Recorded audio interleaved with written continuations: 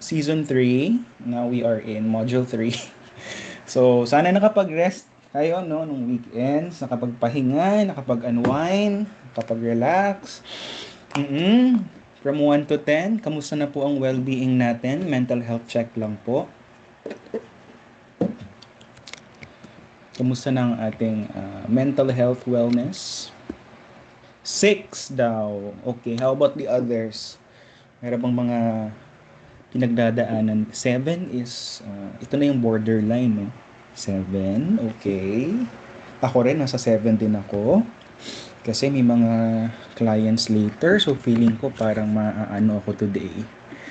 Konting ngarag lang, pero kakayanin naman. Ayan, 6, okay.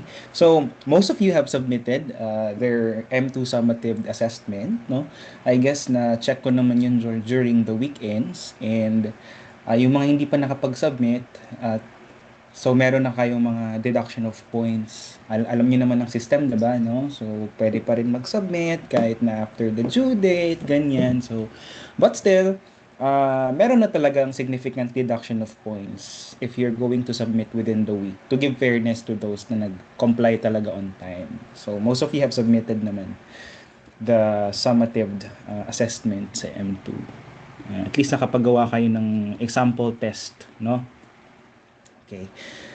So, I'll be sharing my screen. Wait lang ha. Asa na po ang ating questionnaire. Wait lang. Wait lang. Ayan. Nagre-record naman siya, no? So, ang discussion naman natin ngayon is introduction siya. So, gusto ko kasi ma-introduce sa inyo yung mga iba't ibang mga test. Ayan. Baka may questions kayo, may mga concerns tayo, no? Before tayo mag-start ng ating discussion. Baka may mga tanong. May mga gusto kayong sabihin. Oo. Ayan. Gandang gising sa lahat. So, ito, sana makinig kayo class kasi itong i-discuss ko sa inyo, ito yung mga test na ginagamit talaga sa practice, no? So before ako dumako sa mga lesson, kasi sa module 3, focus na tayo sa mga test, yung talagang standardized na test na ginagamit talaga natin sa practice. So gagamitin ko tong slide na to, Intelligence Developmental Aptitude Achievement Test. Meron ding personality test din dito later on. Okay. Parang kulang to. Ayan, meron din palang personality test. So ito yung mga commonly used test, no, na ginagamit natin sa practice. So I hope you can see this one. Nakikita ninyo, no? So, take note nyo lang yung mga levels kung sino yung required na gumamit ng test. Level A, this is anyone under a direction of a supervisor or consultant. Level A yon. So, pwedeng teacher, pwedeng hindi kailangan licensed psychometrician or psychologist. Walang kailangan na license. Yung level A, ito yung mga test na kagaya ng mga examinations, diagnostic test, NMAT, mga ganyan. Yung National Career Assessment, yung mga na-take ninyo ng mga national na mga test during your grade school or high school days. Yun yung mga level A. Entrance examination, yan, example din yun, no? Yun yung mga level A na hindi kailangan ng license para mag-administer. So, may mga license kasi na kailangan talaga, especially kung standardized psychological test, no? Kailangan natin ng level B at level C. So, level B, ito yung mga group administered personality intelligence test, aptitude test, no? Mga inventories. Yun yung mga commonly ginagawa in the clinical practice. So maraming mga example yun, the basic personality inventory, the NEOPI, no? So makinig lang talaga kayo kasi para mag-sink in yung mga test din sa inyo and ma-orient kayo sa mga test. Level C naman, ito yung highest na kailangan, no? Yung highest level of expertise or tawag niyan, or ano tawag kanin ito, yung credential, or kailangan na expertise. Basta ganon, no? Yung level C, ito yung mga individual intelligence test, kagaya ni SB5, ni Wechsler, ni mga WASTE, tsaka yung mga group, ay yung mga individual personality test, kagaya na lang ng MMPI, Minnesota Multiphasic Personality Inventory, tsaka ni MCMI, yun si Milon's Clinical Multi-Axial Inventory, if I'm not mistaken. So yun naman for personality disorders yun, to assess personality disorders. So yung MMPI kasi marami siyang marami siyang mga dimensions that could assess psychopathology. So gamit na gamit si MMPI at gamit na gamit siya sa court kasi familiar yung mga lawyers ng MMPI. At saka projective test. Okay? Level C, ito yung mga major individual intelligence and personality test and projective techniques or projective test. Minsan ang tawag sa kanya techniques or projective test. Galing yun dun sa projection ni Sigmund Freud na we could project daw unconscious material using stimuli. So, pwedeng drawing, pwedeng images, pictures, exact sentence completion. So, yun yung mga ginagamit ko. House 3 person, draw a person test. Ganun. So, ngayon, ma-orient kayo sa mga test na yun. Okay. So, ang pinakauna dyan is si Stanford Binet Intelligence Scale, 5th edition. Ito yung pinakabago. Kasi may mga edition yan. Kasi nga, bakit may mga editions yung test? Sige daw. Bakit kailangan merong mga revisions over time? Bakit hindi lang siya SB1 lang?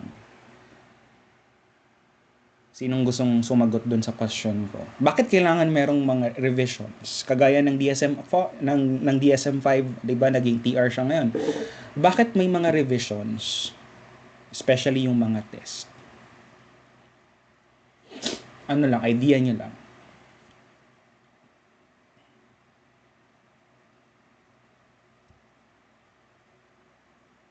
Sige daw. Lian, sige daw. Try mo lang na. Bakit kailangan may mga revisions yung mga test? Hello po, sir. Am I audible po? I think it is because of new research findings po, sir. Every year meron po tayong research na kinakonduct and specifically data po nag-change po all throughout the years po, sir. Yeah. Pwede, no? Kasi yung intelligence din kasi ng tao or yung tao, nag-evolve din siya over time. May mga pagbabago. Familiar kayo sa Flynn effect? Alam niyo yung Flynn effect? Flynn effect. If na-discuss to ni Sir Bonnie sa inyo, Flynn effect. Hindi kayo familiar? Hindi. Ano yung Flynn effect? Kung alam niyo lang.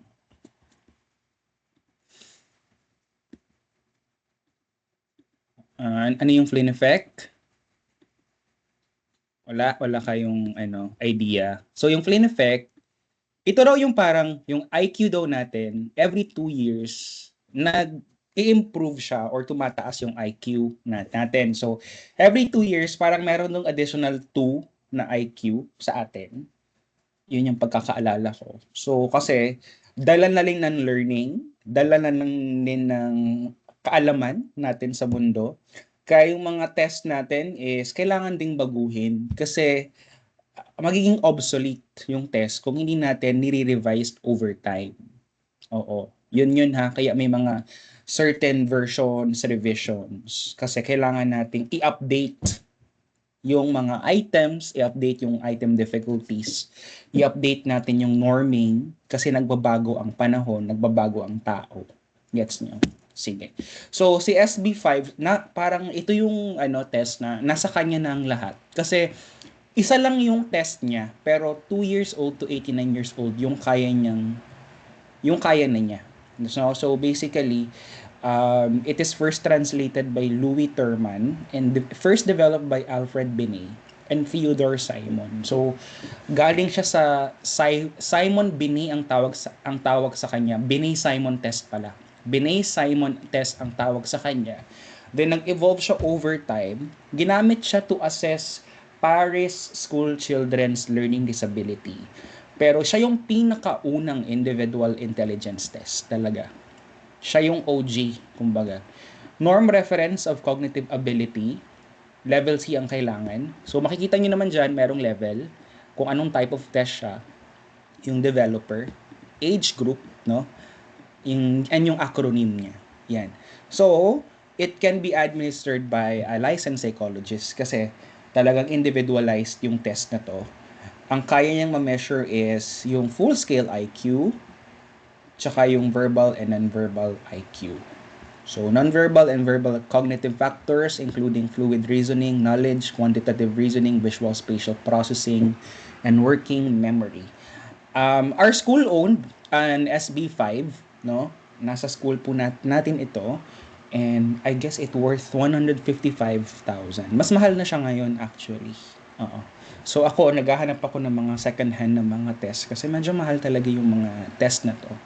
155,000 ang ano nito. So talagang pinoprotect yung copyright ng mga test. So meron tayong term na test security. Hindi pwedeng ipakita or hindi pwedeng makuha yung test manual or yung actual test mo. Kasi pwede siyang mag-brought ng leakage or pwede siyang makuha ng iba and hindi din siya ganun ka-ethical. So, it provides lower cost version of the test for preschool assessment. Again, 2 to 89 years old. Kung nag-aaral kayo, alamin niyo yung age group niya tsaka yung descriptions. Yan. So, useful for measuring individuals with both in giftedness and intellectual disability ranges. Useful for assessing persons with limited English proficiency, deaf and hard of hearing conditions, and nonverbal disabilities, and ADHD, etc., etc. So, it provides a single general IQ score. So, familiar naman kayo sa mga IQ, di ba?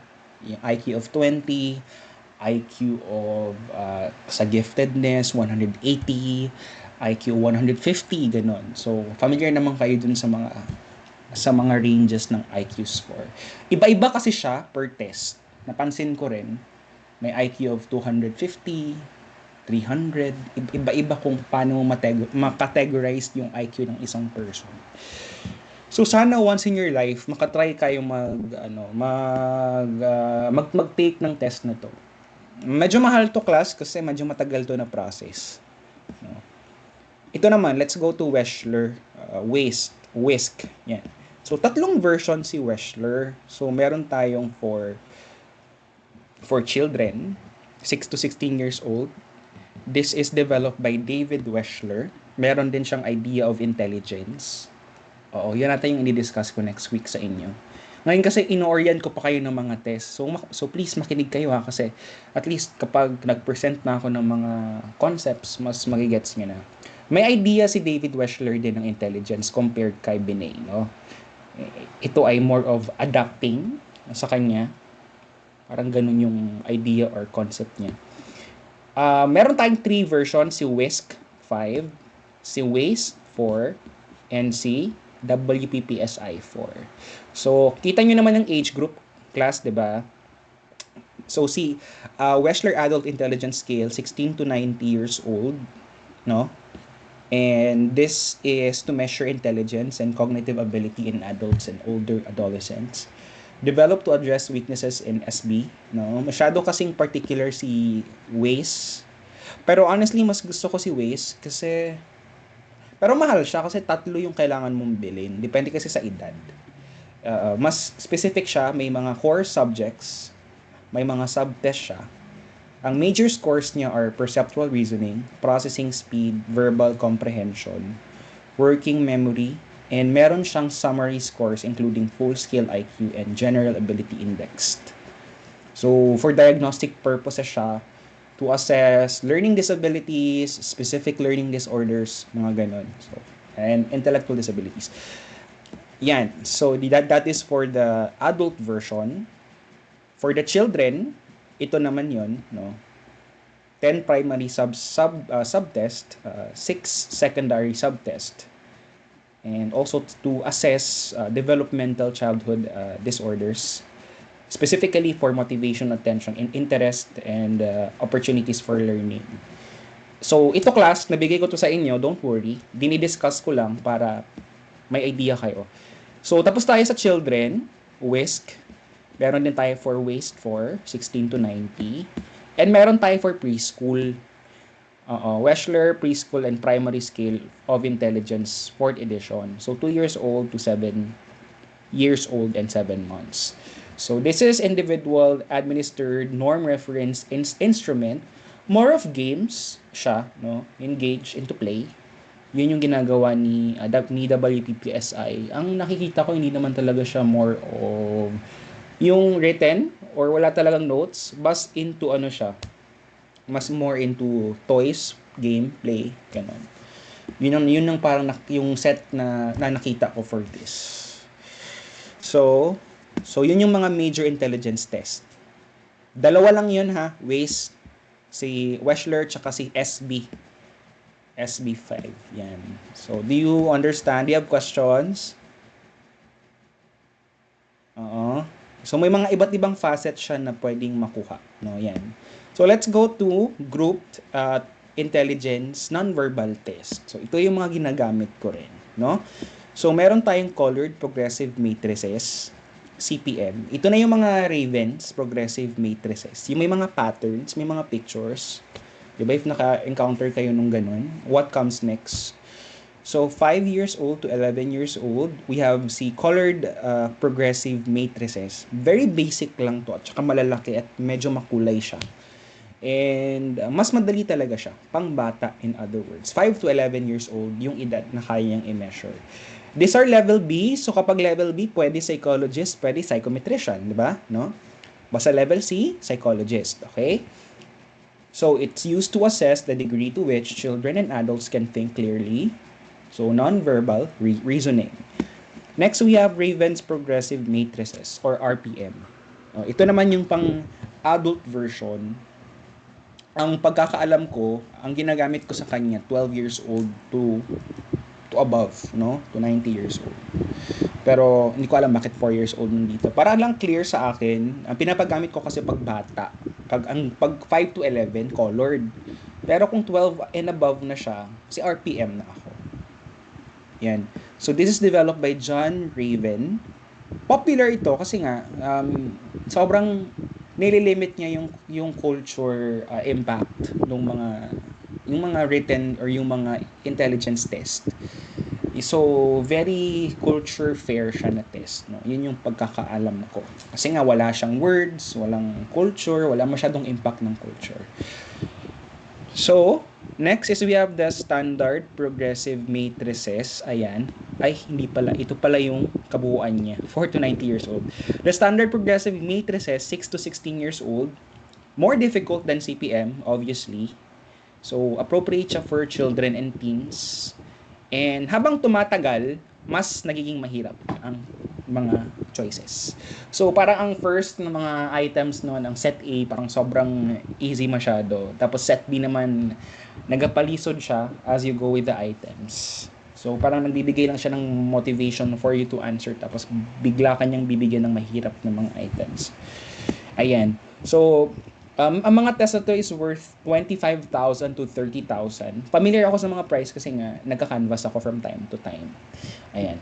So standard progressive matrices ang tawag doon. Okay? We have also the advanced progressive matrices. Hindi ko to masyadong ginagamit kasi this is for those na for higher position ranks, for promotion purposes, and for those who are gifted, no. Syempre, mas mahihirap na yung mga items na to compared sa standard progressive matrices. So, yun si APM, no? Adults and Teenagers of Advanced Intelligence. Pag nagre-record tayo ng mga test na to, we are also recording the time they spent on answering the items. Yun, yung time spent, ilang minutes ba niya natapos. Ganyan. So, syempre, kasali din yun sa factor na ating inaano. So, I will give you an example kung paano siya i-interpret in person. So, para lang may idea kayo kung paano siya in paper.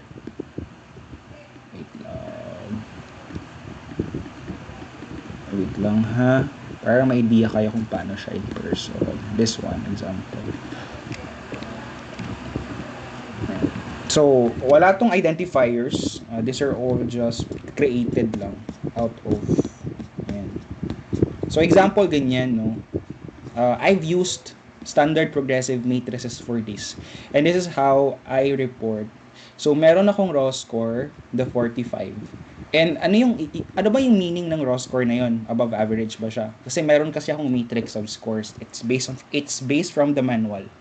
Ano yung score mo kapag yun yung nakuha mong score? Kasi over 60 items kasi yung test na to. So 60 items si standard progressive matrices. So it still belongs on the above average. So ano ibig sabihin kung above average yung naging score niya sa ganung test? So it means that very non-jargon lang talaga ako mag-explain kasi hindi naman lahat psych majors. So itong percentile is very important. Nakalagay dapat yan. So anong ibig sabihin? Ano yung position mo dun sa test takers? So nasa 75th to 90th percentile ka nang nakakuha ng ganong items or ng ganong ano. Gets nyo naman siguro to, no? Yung percentile, yung position mo doon sa mga nag-take ng test na ito. So ganyan siya, class, no? So minsan naglalagay din ako doon ng ilang number of minutes, ganyan, nakuha or natapos mo yung test na yun. So yan lang yung example para lang may idea kayo or may clue kayo. Sige, go back na tayo sa ating discussion. Wait lang, ha? Ayan. Okay. At least meron lang kayong idea. So, gamit na gamit si progressive matrices. Now, let's go to Culture Fair Intelligence Test or the CFIT. Level B test din ito. We have Scale 1, 4 to 8 years old, Scale 2, 8 to 14, and Scale 3, 14 years old and above. So, may karing tulad si Ravens kay Culture Fair. Kasi walang words no? Non-verbal test sila. This is to measure your analytical and reasoning ability, developed by Raymond Cattell, and level B siya na test. Okay. So, that is for Culture Fair. Ang goal talaga ni Culture Fair is to reduce the impact of culture. Now, let's go to Purdue non-language test. Ito naman, 13 years old and above. This is an intelligence test, level B, PNLT. Sobrang obsolete na ng test na to. Hindi ko alam bakit ginagamit pa siya, si Purdue. Pero hindi na siya masyadong ginagamit. Or parang nawala na siya. Kasi ang tagal na nito no? Designed to measure mental stability since it consists entirely of geometric forms. Culture Fair, self-administering. So, ang nagsistay lang talaga sa market, si Ravens. Gamit na gamit si Ravens sa lahat ng mga clinics din siguro. Si Ravens, si Wechsler, yan. Gamit na gamit yan sila. Okay. Let's go to PKP. Ito naman, kung nag-a-ask kayo, sir, meron po bang mga Filipino versions? Siyempre, nagkaroon din tayo ng mga creations, no? Wala lang talagang budget para sa, yung paggawa ng test. Hindi ko alam bakit. Pero kasi, hindi ka pwede magpataka o pangita og test kay na mga certain organizations na nag-require sila og ingani na test. So valid siya kung kani ang test na gigapang gamit. Namang yung mga recommendation sa court, sa administration kung unsa gid ang mas reliable sa ilaha, no? We have the PKP, 16 years old and above. This is panukat ng katalinuhang Pilipino. Ayan. Basis for screening, classifying, and identifying the needs that will enhance the learning process. Okay. So, this is very, very much in line with our culture. Developed by Aurora Palacio. And essential for determining one's capacity to handle the challenges associated with certain degree programs. So, we have subtest for this, vocabulary, analogy, numerical ability, and nonverbal ability.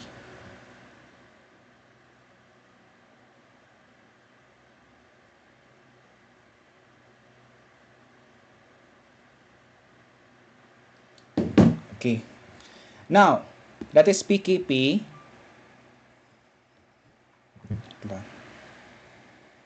Na may questions, class, or mga pangutana, go lang if na may questions.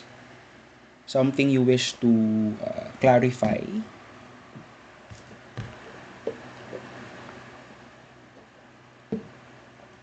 You have questions? Now let's go to differential aptitude test or DAT. 16 years old and grade 7 and older. Um, George K. Bennett Harold Seizure, Alexander and Weshman. This is used to determine and measure individuals' ability to acquire through future training some specific set of skills like for verbal reasoning, numerical ability, abstract reasoning, spelling, and language use. Aptitude. What is your idea of aptitude ba? Para ma-define lang sa atin. Aptitude is what? Sige daw. Mga tanong daw to sa inyo. Chloe, what is aptitude, no? Ibig sabihin ba ng aptitude? Naririnig niyo yan, alam ko. Ano ba yung aptitude? Di ba we have interest, inventories, o what is aptitude? Yung aptitude, ito yung parang asan ka. Di ba may mga set of skills? Ano yung kaya mong i-perform? The highest potential that you can perform. Ganyan. That is aptitude. No? Used to determine, measures individual ability, kung ano yung kaya mong makuha or ma-acquire through future training din. It can be honed and developed. Parang yun lang yung kapasidad mo na matuto ka in a certain extent. Let's say, math aptitude test. It shows na mataas yung aptitude test mo. So, malaki yung capacity mo to learn more about mathematics. Let's say, for arts, malaki yung capacity mo to learn more about the arts, about journalism. Yun yung ibig sabihin ng aptitude. Because through that, you can determine if may future training ka doon, kaya mong makuha yung ganong set of skills. Parang yung potential ba, mini-measure mo yung potential mo to acquire certain skills through time, learning, and training. Gets nyo ba? Okay? So, sikat na sikat si DAT. Ginagamit to for before kayo mag-high school, I guess, no? Yes. Differential aptitude test, grade 7 and older. I guess nag-take ako nito grade 6 ako during my time para malaman ko kung ano ba yung course ko, saan ba ako mag-e-excel. Kasi useful siya para malaman mo kung saan bang field ka nag-e-excel. Naka-take kayo ng ganito. Can you remember? Sa schools ninyo dati, sa grade school, anong test ba yung na-take ninyo na binigay ng guidance office? Chenny, oo. Anong test yung mga naalala mo, Chenny, na binigay ng guidance office sa'yo? Ang na-take ko po na test, sir, is yung sa mga entrance exams lang po. Sa Entrance aptitude exams. test. Nakatry kayo ng mga diagnostic test, ganyan? Or yung mga national career assessment, ganyan? NCAI? Wala ba kayong ganun? Kasi ano yan national siya na binibigay sa lahat ng schools talaga. Kumbaga, ano siya, by DepEd talaga yung mga ganung test. Kasi sa mga schools, required talaga yung mga test na mag-own talaga ng test. Requirement siya for accreditation. Sige, Lian, ano yun? Na-press lang po, sir. Ano yun? Na-press lang. Sir, sa previous school ko, sir, wala pa kaming na-test for career guidance. Okay. Kasi familiar, yung NCAI kasi, yung guidance pa ko dati, yan yung binibigay namin. Yung NCAI, National Career Assessment, exam, I don't know. Yung NAT, yes, NAT. Yan, NAT. National Achievement Test. Yan. So, yan class, no? Yung binibigay din yan ng guidance. So, well, pwede kayong mag-request sa guidance office since nagbabayad naman kayo ng tuition fee ninyo, no? Magtanong kayo sa kanila, baka meron kayong pwedeng matake na exam, ganyan. So yan. So next we have the Thurstone test of mental alertness. So this is developed by Louis Leon Thurstone. Four job-related tasks that assessed are to adjusting to new situations, learning new skills quickly, understanding complex or subtle relationships, and thinking flexibility. So Louis Thurstone ang nag-develop ng test na to. Thurstone test of mental alertness. Next, we have the Wonderlic cognitive ability test. Ito naman sa workplace, basically. So multiple choice siya. Very, very short lang ito. And to assess cognitive ability, and problem-solving aptitude of prospective employees. So, ginagamit siya for HR, for employment. Minsan, si Wonderlic, si WPT. Si Watson Glaser Critical Thinking Test, 20 years old to 64 years old, Goodwin Watson and Edward Glaser, designed to assess a person's critical thinking abilities and is widely used across legal practices. Yan, Watson's Glaser Critical Thinking Test. Flanagan Industrial Test, ito naman din sa workplace. Marami ding mga na-create na test sa workplaces, no? Used for personal selection programs based on the identified job elements or description. So, may mga basic components ng arithmetic, assembly components, coordinations, etc., etc. So, level A daw ito, no? Level A siya na test. So, level A, kahit sino pwede magbigay. Not necessarily psychometrician. So, tignan nyo rin yung summary ng test kasi may mga level siya. You're very lucky nga kasi meron na kayong ganito, no? So, nakuha ko siya when I was reviewing sa boards. Oo. Kasi sa board exam, may mga test silang ibibigay. Pero syempre, ang choices nila is mga ganito lang. Yung mga ganyan lang ba? Hindi nila ibibigay yung pangalan ng test kasi familiar na kayo kung anong test yun. So, mga ganun kasi minsan ang question sa board. So, and what test is used to determine ganyan. So, ang choices nila kay DAT, TMA. So, hindi mo alam kung ano ba talaga unless familiar ka kung anong ibig sabihin ng acronym mo. They won't give you this kind of choice, ha. Ito yung bibigay nila, mga ganyan.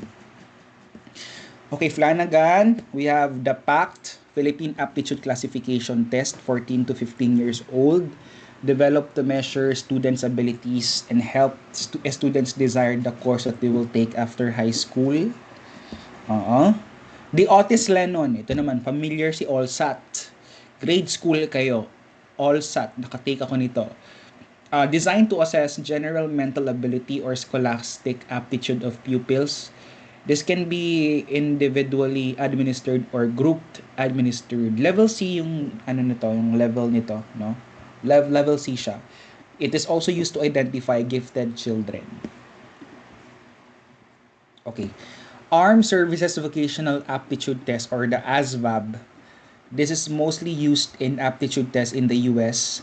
Multiple aptitude battery that measures developed abilities and helps predict future academic and occupational success in the military. So, yan. Now, we're done with the IQ aptitude test. Moving forward to personality inventories. Do you have questions? Do you have any questions? Sir, may impact ba yung levels ng test sa price nila? Ano yung price nila? May impact ba yung levels ng test? What do you mean price nila? Yung presyo ng test. Oo, yes. Yes. Mas mahal ang mga level A.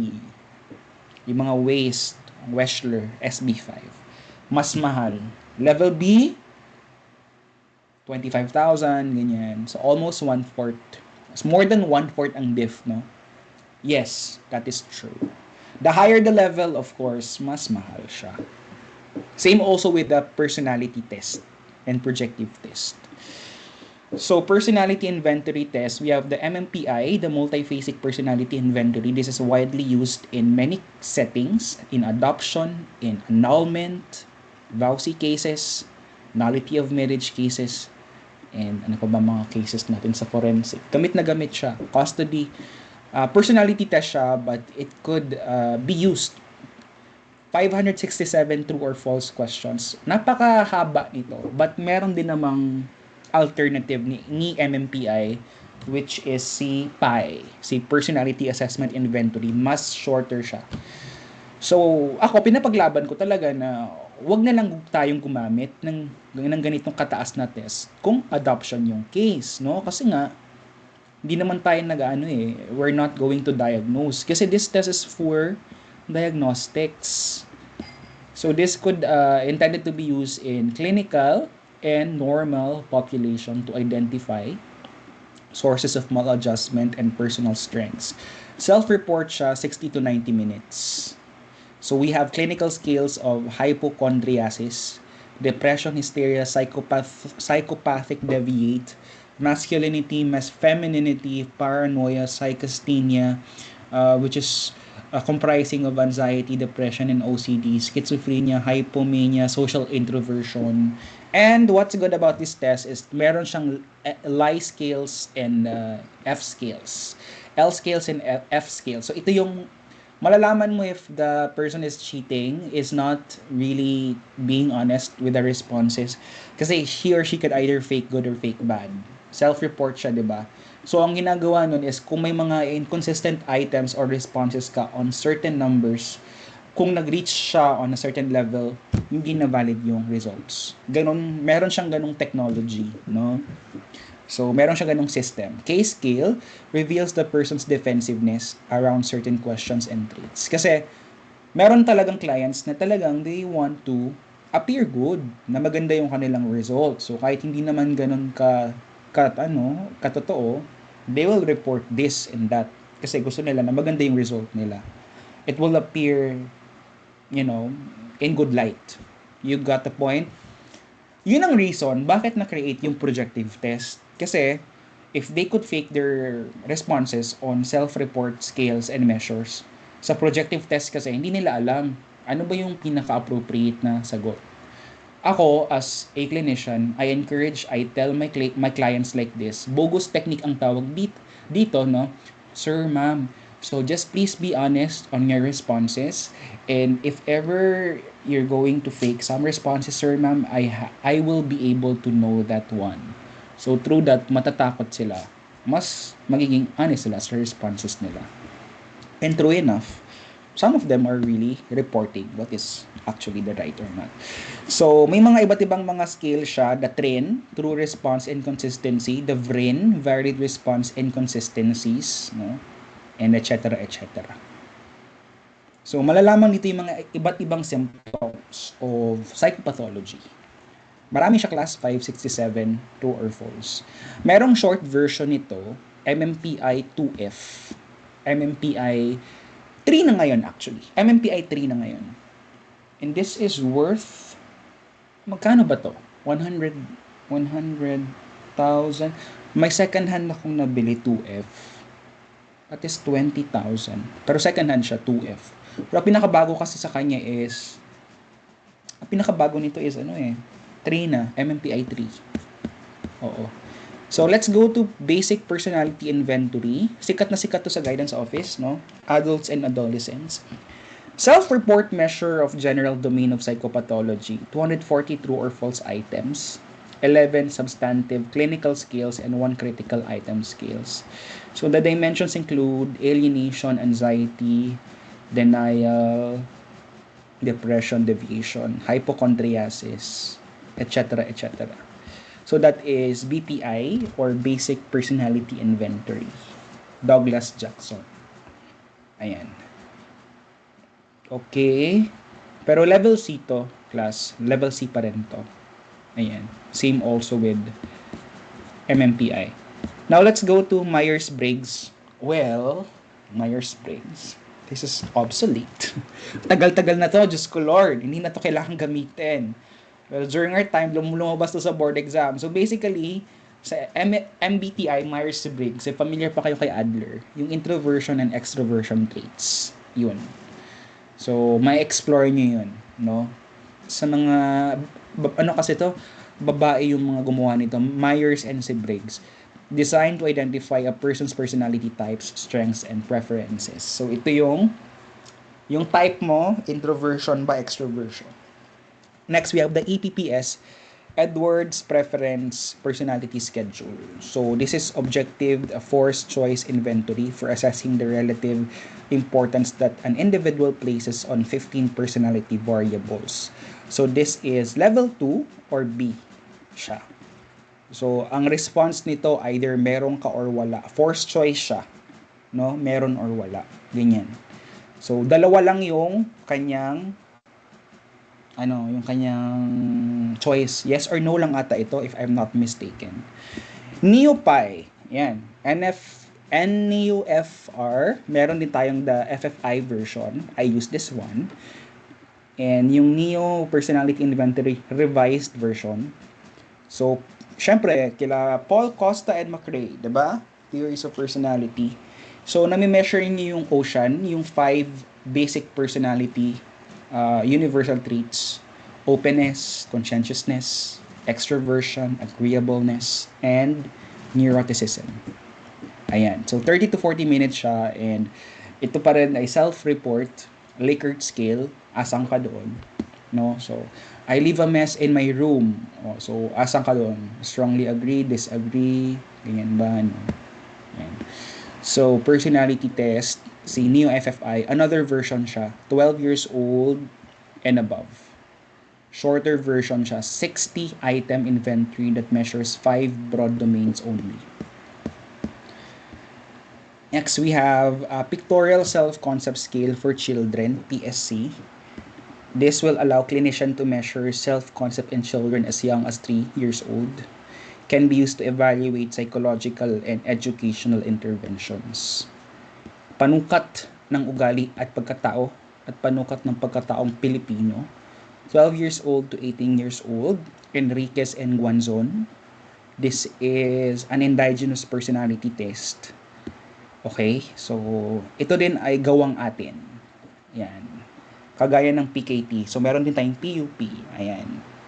Pero as I observed, hindi siya ginagamit masyado sa practice. Ito, Milon's Clinical Multi-Axial Inventory, 4th edition. 18 years old and older to assess and diagnose personality disorders. Ayan. Familiar naman kayo sa mga personality disorders, no? Mga narcissistic, histrionic, PD, ano pa ba iba? Obsessive compulsive, borderline, dependent personality disorders. Schizoaffective PD, schizo ba yun? Something. It's schizotypal pala, no? 16 PF, ito naman, 16 years old and older, evaluates a personality on 2 levels or traits. So, I guess nakabigay ako ng ganito sa inyo dati by Robert Cattell, of course. So, basically, yung 16 factors, mami-measure mo kung ano yung dimension mo doon. Yung factors na yan. Okay. For interest test, we have the Strong Campbell Interest Inventory and the Thurston Interest Schedule. So, yung Strong Campbell naman ay by Edward Strong, composed of 325 items. And, minimeasure niya yung RIASEC, yung kay John Hollard. Actually, yung RIASEC is meron siyang mga traits dyan. I think reasoning, something like that. Thurston Interest Schedule, this is a checklist which a person can systematically clarify his understanding on his vocational interest. This is in relation to choosing a work, no? Or yung trabaho. Ayan. Okay. So, yan na po. Yan na po yung mga iba't ibang mga test. So far, do you have questions? Pero ang mga gamit na gamit class, to be honest, si NeoPy, yan, NeoPy, gamit na gamit si BPI, si Pi, nawala dito, Personality Assessment Inventory, gamit na gamit si MMPI, MCMI, gamit na gamit din si this one, si Raven, si mga Ravens na yan, gamit na gamit yan, si Waze, tsaka si SB5. Yun yung nagamit sa clinical practice. So, do you have any questions? Parang na-cover ko naman yung mga important test.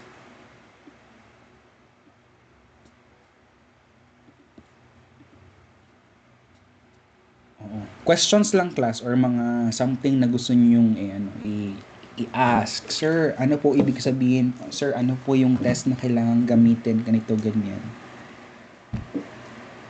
Questions daw. Any questions lang? Baka may questions lang kayo or curiosity lang. At least, mas malaman ninyo from someone na nagka-practice ng ganito. Mahaba yung process ng assessment. Kaya meron din siyang presyo. Mahal din siya.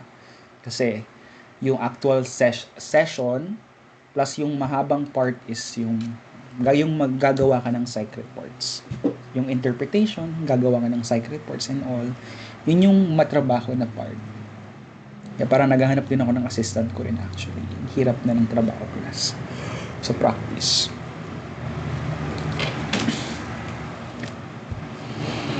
Questions, no? At least may ano lang kayo, may idea kayo about things. Sir, maka-affect ba ang value sa test itself if second hand? Hindi, no. Well, kung luma siya, of course. Kasi kung luma yung bilhin, then mas hindi siya ganun ka. Well, hindi naman masyado nag-matter class, no? Pag-check mo yung test mo, kung slight lang naman din yung mga differences. Pero may mga kilala akong clinicians, mga colleagues ko na particular sila, they had invested almost $1 million for test alone. That is a huge chunk of money. And buying test is an investment. Yeah. Ganun kamahal. So, mangutang tayo, no? Kung gusto nyo mag-clinic, bumili kayo ng test. Pero mahal talaga ang test. Ewan ko bakit kailangan nilang ipamahal ang test, no? So class, sa module 3, forms of psychological test. Sir, personal question lang po. If nag-accept po kayo ng consultation online? Yes, meron. Depende rin kung ano yung case, kung ano yung purpose. Kaya I'm quite, ano yung purpose. Sa therapy kasi mas more of the quality na ako ngayon. Hindi na ako yung paramihan. Mas gusto ko yung long-term therapeutic relationships with patients na every week or every 2 weeks kami nag-session. Hindi na ako ganun kaano sa marami masyado. May gina-refer po kasi ako, sir. Okay, sige lang. Message lang siya dun sa aking page para lang makita natin kung ano yung mga pwede nating maitulong. Okay, sige. I-discuss ko muna to para at least clear sa inyo, ha. So, ito yung mga if mabili po yung test, pwede ba siya i-resell agad, sir? May makamake lang ng other copy. Basta may resibo. Ang sa akin talaga, pag once you buy a test, tago nyo talaga yung resibo niya. Yung resibo kasi para malaman yung kung kailan siya binili. Hingi talaga kayo ng receipt niyan. Maraming mga nagbebenta ng test class sa PAR, tsaka tsaka yung na-introduce ko sa inyo. Pero psych sources, nagbebenta sila, V-Psych, nagbebenta sila, pero yun nga, careful kayo, baka photocopy lang yung ibebenta sa inyo tapos mahal masyado. So, dapat talaga maging keen kayo kung legit ba talaga siya. Kasi minsan kasi photocopy lang yung mga pinapaano or printed lang siya. So, maganda talaga na mag-ask kayo from someone na bumili ng test na yun. Kung legit ba or hindi. Sige, so punta tayo dito. Table of IQ and personality, nandito naman lahat, no? So, mga resources. Then, basta focus natin yung mga diniscuss ko. Yun na po yun, yung mga natin test. Yan, meron na tayo dito yung mga intelligence and measurement window. Actually, succeeding chapters na to ng libro ni Cohen. Yan, so watch nyo rin to. Sir J.P. Buduan, what is intelligence? Yan, and test of intelligence yan. So, mga resources lang yan. Check nyo lang. So, of course, preschool educational. Ayan. May quiz tayo and all. Siyempre, may quiz. So, ayan. So, yan. So, we are on week 10 na ngayon. Week 10 na tayo ngayon. So, cover dapat natin si intelligence and si education. Pero next week ko na i-discuss si IQ. 11. So, week 10 tayo ngayon. Week 10. 11, si IQ, si intelligence. Week 10 tayo ngayon, no? Week 10 ngayon. Week 11, si educational, si IQ. Week 10 tayo ngayon. 10, 11, 12, 13, 14. 10, 11, 12. Matapos na tayo ng week 10, 11. Ng week 12, no? Kasi ma-cover naman natin si IQ, ngayon. Mga forms of psych test, si IQ test, tapos si personality test. Yung mga last. And neuropsychological. Week 13 and above. Wala na tayong class na yan. So, you're free na with those dates. So, matapos ang term, mga July something, no? Ito lang matapos ang term natin ngayon. lang ha.